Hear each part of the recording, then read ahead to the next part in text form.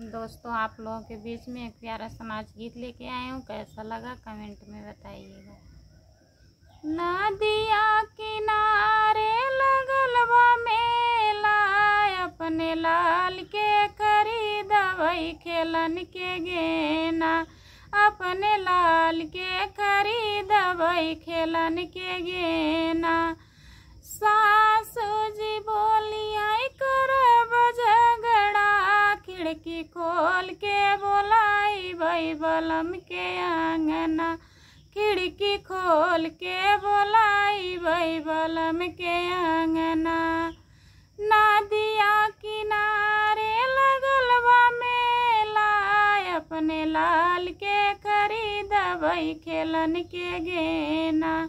अपने लाल के खरीदवई खेलन के गेना।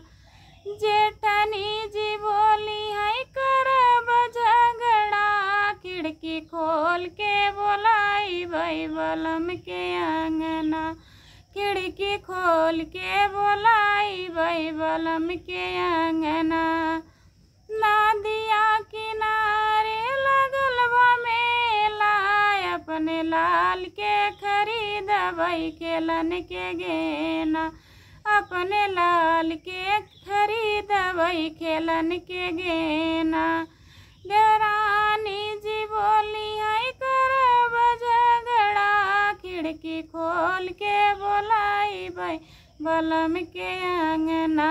खिड़की खोल के बोलाई बई बलम के आंगना।